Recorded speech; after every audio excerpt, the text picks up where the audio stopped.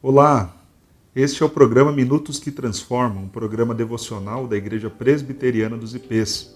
Hoje iniciaremos uma nova série com o título Isso Não Se Faz.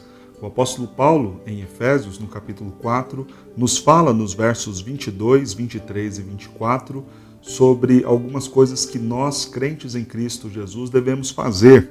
Ele vai nos dizer: vos despojeis do velho homem, renoveis no espírito do vosso entendimento, vos revistais do novo homem.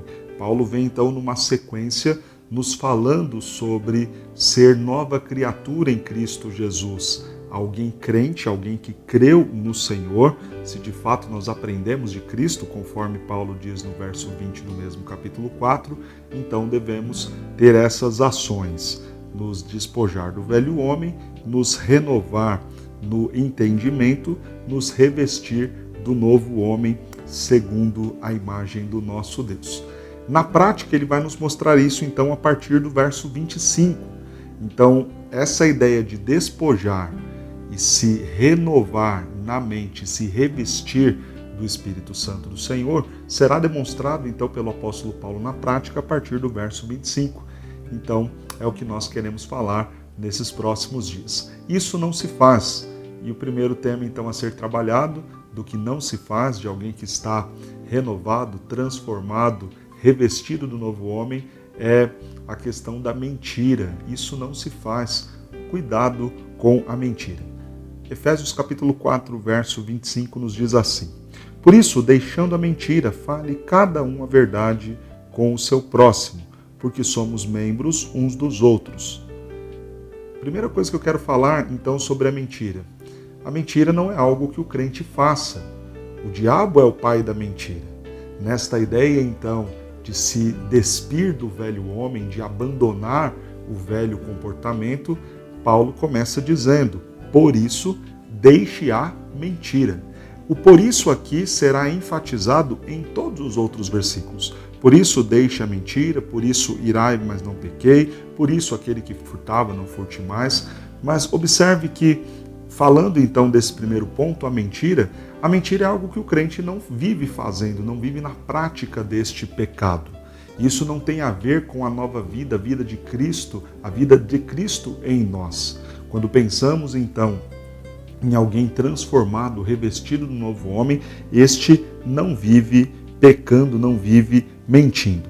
Segundo, sobre essa questão do cuidado que devemos ter com a mentira, fale a verdade. Isso é um compromisso com Deus verdadeiro. Diz o texto, então, cada um fale a verdade. Quando o texto usa a expressão cada um, é para que nós não nos preocupemos com a verdade do outro. Existe um padrão e um absoluto do que é verdadeiro, e este padrão é o Senhor nosso Deus. Toda a verdade de Deus nos foi revelada na Escritura, nos foi revelada na pessoa de Cristo, que é o caminho, a verdade e a vida. Logo, eu não devo ter a minha verdade pautada e baseada em um grupo de pessoas, em um influenciador, em uma celebridade e nem tampouco na figura de um pastor, de um líder religioso. A minha verdade, o meu absoluto rígido de verdade, deve estar estabelecido na Escritura. Por isso, então, falar a verdade, cada um fale a verdade, independente das verdades que o mundo absorve e admite como sendo aceitáveis, cada um fale a verdade pautada no nosso absoluto, que é a palavra de Deus, que é o nosso próprio Deus. Como então saber se a minha afirmação, o meu pensamento, a forma como eu tenho conduzido a minha vida e as minhas decisões são verdadeiras? A partir da Escritura. A Escritura é o absoluto de verdade que temos. Cada um fale a verdade, e esta verdade não baseada naquelas coisas e pessoas que me influenciam, mas baseada na Escritura, que é o padrão, que é a verdade absoluta. Terceiro, falar a verdade é uma demonstração de amor ao próximo. O texto diz: cada um fale a verdade ao seu próximo, porque somos membros uns dos outros. Falar a verdade, por mais dolorido que seja, é a melhor forma que temos para demonstrar amor a uma pessoa no que diz respeito ao que pensamos dela. Por vezes nós ficamos a imaginar: se eu falar tudo o que eu penso, talvez a pessoa vai se ferir e se magoar.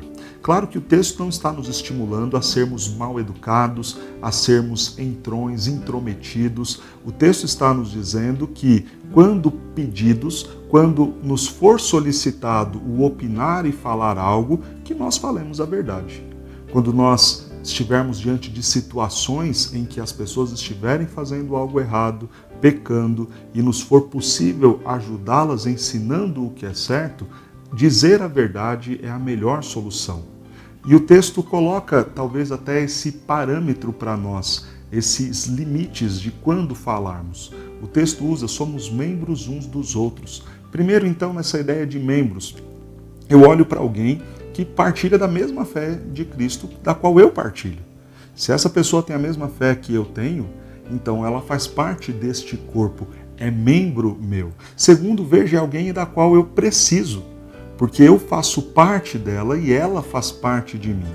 Então veja que não é olhar para qualquer um e sair falando tudo o que você pensa ou acha das coisas, mas é você pensar em alguém que professa a mesma fé que você, que está emanado com você, é irmão seu, que em alguma medida precisa de você e você precisa daquela pessoa, e então você demonstra amor verdadeiro a ela quando você chega e humildemente, com carinho e em amor, compartilha com ela a verdade sobre o que você pensa e não a partir dos seus pressupostos, mas a partir do que a Escritura nos diz.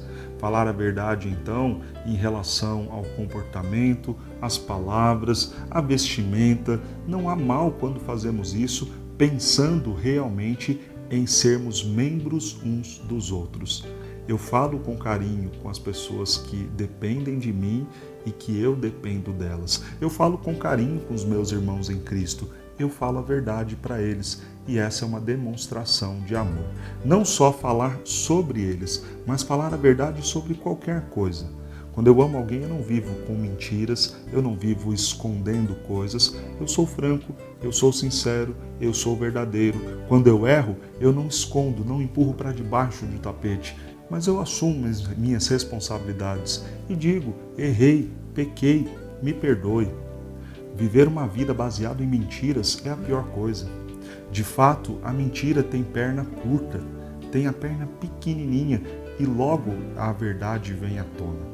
Então, quando nós decidimos viver na luz, andar na luz, essa luz do Senhor traz clareza a tudo para as nossas vidas, inclusive para as coisas que falamos. Então pense nisso. Se você é uma nova vida em Cristo Jesus, uma nova criatura, mentira, isso não se faz. Se apegue em Cristo Jesus, que sempre nos disse e nos falou a verdade.